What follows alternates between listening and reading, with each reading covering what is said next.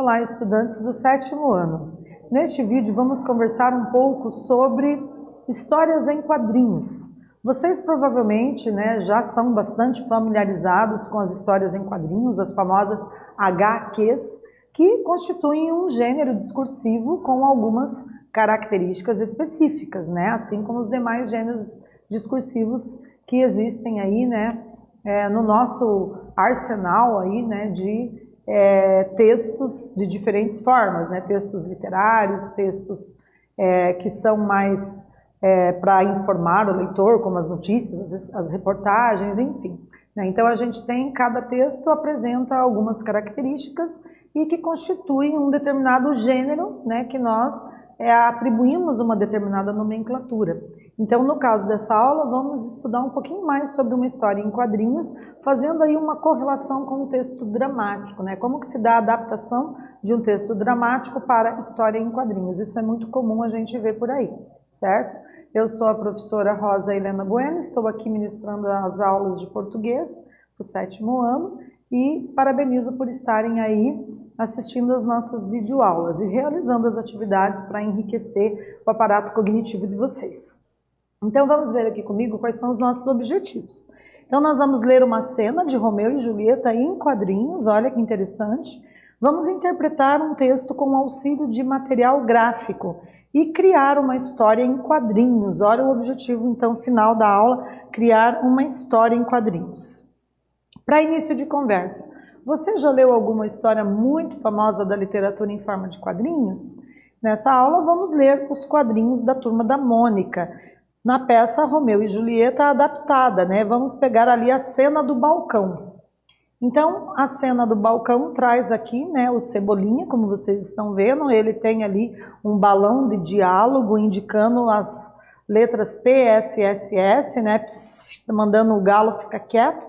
O galo está cantando cocoricó. Temos aqui então uma onomatopeia, que é um recurso de linguagem no qual se reproduz ali o som, nesse caso o som emitido pelo galo cantando, coroquicó, com as letras ali, uma onomatopeia.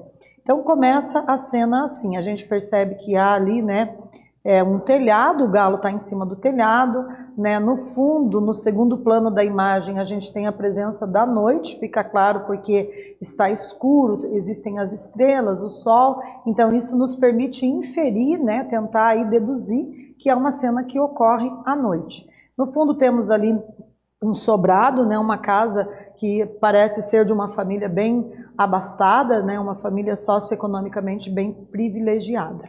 Então vamos continuar aqui a leitura. No segundo momento a gente tem aqui o Cebolinha descendo por algumas folhagens ali, algumas florezinhas, e temos ali a presença da Mônica. Observem que a Mônica está com uma roupa vermelha toda chique e vários coraçõezinhos emanados dela.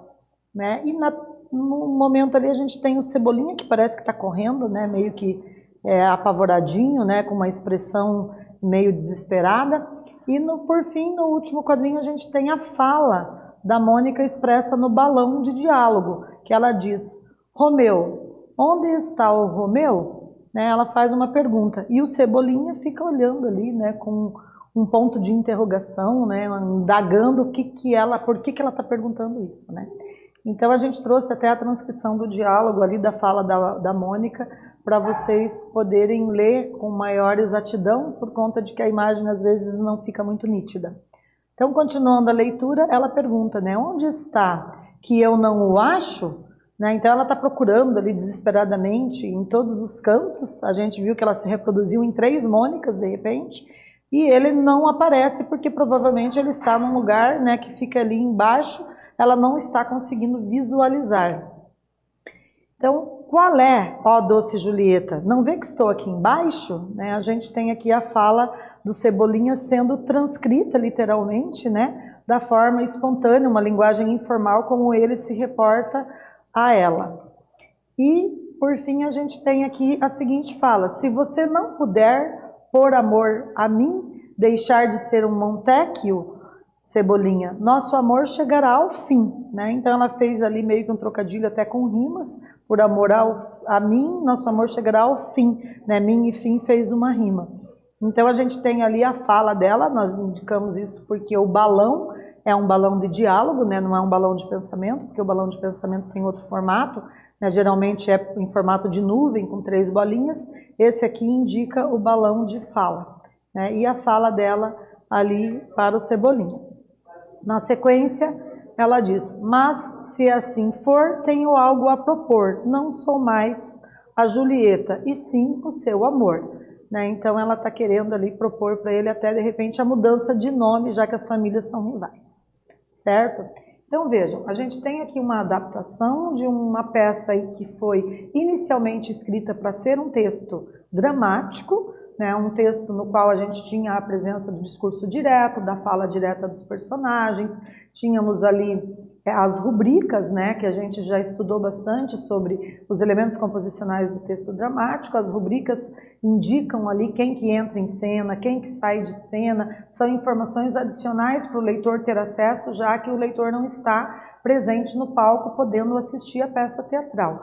Só que, quando a linguagem é adaptada, os recursos estilísticos têm que ser alterados. Então, o que a gente tem aqui? Uma história em quadrinhos relatando aí a situação, o tema, né, de discussão do amor proibido entre Romeu e Julieta, de uma forma bastante lúdica, né, com a presença dos personagens ali da Turma da Mônica.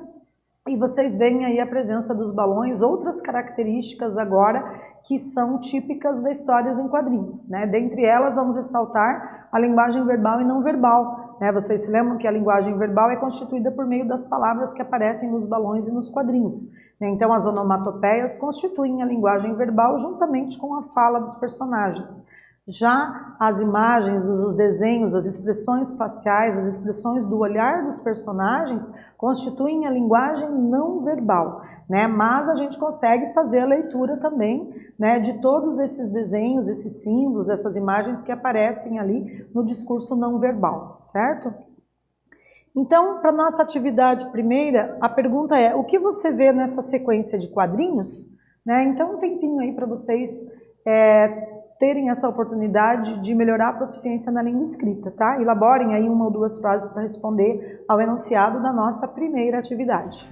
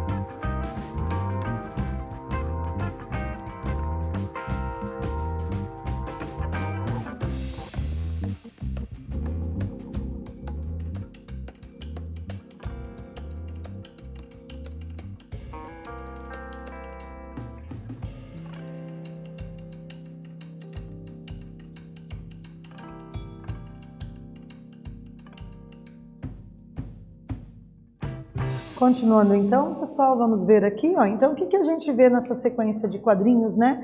Então, o Cebolinha está caracterizado de Romeu, ele pula o muro enquanto um galo canta. Ele corre em frente a uma janela onde a Mônica aparece, caracterizada de Julieta. Ele a ouve e olha para ela, certo? Então, mais ou menos, se vocês escreveram aí algo semelhante a isso, é lógico que as palavras selecionadas para compor a resposta de vocês nem sempre serão idênticas às que a gente está propondo aqui como sugestão de resposta, né? Mas se o tom semântico aí, a produção de significados, né, produzir o mesmo sentido disso que a gente propõe como resposta correta, parabéns, vocês estão no caminho certo, na elaboração das respostas.